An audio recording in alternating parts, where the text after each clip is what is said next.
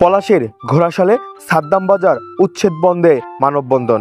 নরসিংদীর পলাশ উপজেলার ঘোড়াশালে বাংলাদেশ অভ্যন্তরীণ নৌ পরিবহন কর্তৃপক্ষের উচ্ছেদ অভিযান বন্ধ করার দাবি জানিয়েছেন ব্যবসায়ীরা। বৃহস্পতিবার ৩রা জানুয়ারি দুপুরে ১ ঘণ্টাব্যাপী ঘোড়াশালের সাদ্দাম বাজারের ব্যবসায়ীদের উদ্যোগে ঘোড়াশাল পলাশ আঞ্চলিক সড়কের ব্যানারে হাতে নিয়ে মানববন্ধন করে শত শত ব্যবসায়ীরা। এ সময় তাদের দাবির সাথে একাত্মতা জানিয়ে এই কর্মসূচিতে অংশগ্রহণ করেন সাধারণ মানুষও। মানববন্ধনে বক্তারা বলেন, আমরা সাদ্দাম বাজারে অর্ধশত বছর ধরে ব্যবসা করে আসছি। এখানে ব্যবসায়ের রুচি রোজগারের সাথে আমাদের পরিবার সহ লাখো মানুষ জড়িত।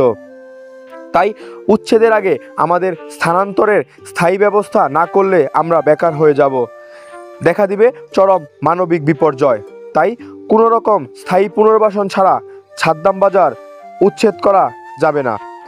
এছাড়া শীতলক্ষা নদীর সীমানা পূর্ব নির্ধারিত করার দাবি জানিয়েছেন তারা।